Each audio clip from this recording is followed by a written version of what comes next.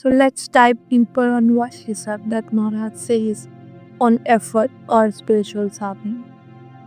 So he says a quiet mind is all you need.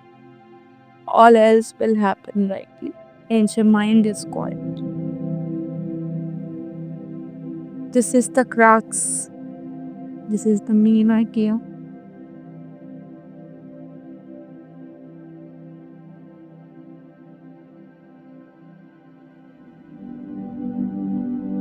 How do you make your mind quiet? It's by simply understanding that you are not the mind and you do not engage the mind.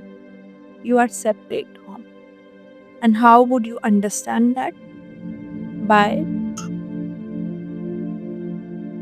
doing nothing with the mind. Just letting it be. Letting what comes come. Letting what goes go in the mind. You stay as a witness, stay as presence, but you do not involve or interfere in the experience that you are having. So, what does that mean? You simply watch whatever the mind is doing, whatever the surroundings, whatever is happening in the surroundings. Simply watch. You do not involve or engage yourself in. That is what it means to have a quiet mind. And you do not form any meaning, do not label anything, name anything, as if you have forgotten all the knowledge. So, when the mind is quiet, everything will happen on its own. All your effort that you need to take as a beginner or in the beginning is just this, that you need to disengage with the mind, not involve in the mind.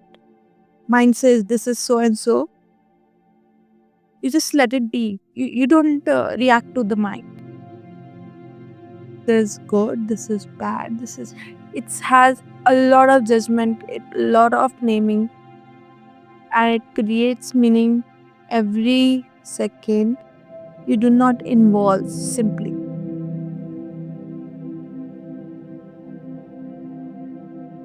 So Nisargnath Maharaj also says another quote I will share with you.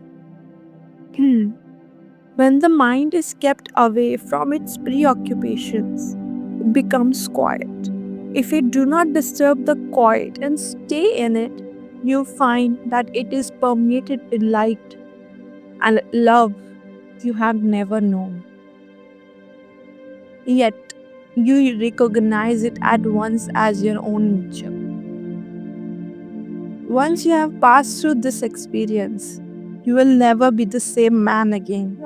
The unruly mind may break its peace and obliterate its vision, but it is bound to return, and provided the effort is sustained until the day when all bonds are broken, illusions and attachments end, and life becomes supremely concentrated in the present.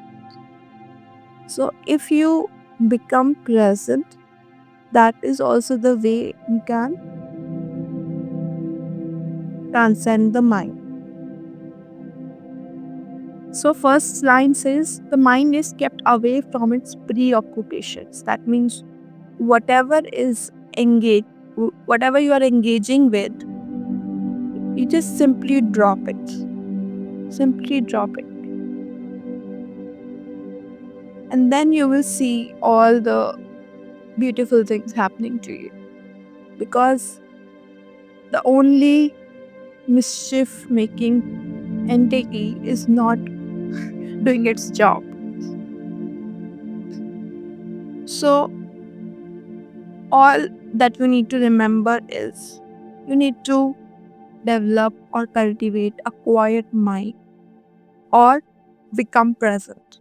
Either of the two you can do, and in that effort, you can achieve great stillness and all the beautiful things will come to you, because at the end of the day, life is what we experience.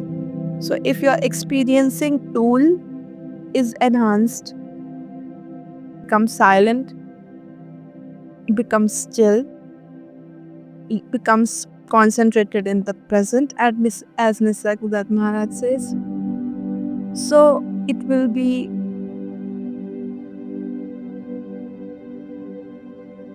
you will feel liberation at this moment itself.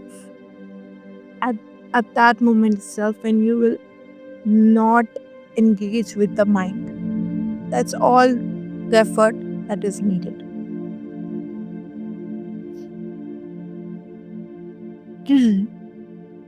So here also another quote I'll share. When effort is needed, effort will appear. When effortlessness becomes essential, it will assert itself. You need not push life about. Just flow with it and give yourself completely to the task of the present moment. So time and again and again, he brings our attention to the present moment. And that's really vital in our spiritual journey, the present now. Because that's the only thing, real thing we have. All past and all memories, all future and all imaginations are just mind made. It's not happening right now. Present moment is the only real thing we have.